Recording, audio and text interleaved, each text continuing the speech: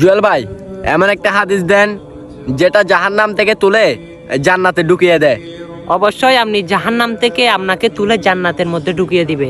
সেই দোয়াটি কি শিখতে মনে চাই না? অবশ্যই শিখতে যদি মনে না চাই, আপনার কাছে আমি 2টা হাত জোর করি, আপনি ভিডিওটি দিয়ে যান। অবশ্যই আপনার থেকে শুনতে হবে না, কারণ কোনোদিন আপনি মনে হয় জাহান্নামের অন্তর্ভুক্ত, আপনি জান্নাতেও প্রবেশ করতে পারবেন না। আমার প্রিয় নবীজি বলে, যে ব্যক্তি বেশি বেশি পাঠ করলো লা ইলাহা ইল্লাল্লাহ দাখালাল জান্নাহ, কোনো না কোনো একদিন আল্লাহ রাব্বুল আলামিন তাকে জান্নাতের মধ্যে প্রবেশ করাবে।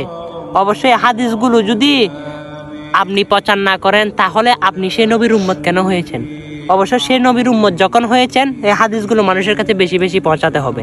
সেটা যদি মানেন, অবশ্যই আমার মতো ঈমান নিয়ে, অবশ্যই রসুলকে ভালোবেসে মহব্বত নিয়ে ভিডিওটা শেয়ার করে দেন। আপনার কারণে হাজার হাজার মানুষ এই ভিডিও সম্পর্কে জানতে পারবে, পড়তে পারবে, আর আমার রসুলের সুন্নত আদায় হবে, আমার রসুলের পিছনে পিছনে বেহেশতে থাকতে পারবেন। আমিন।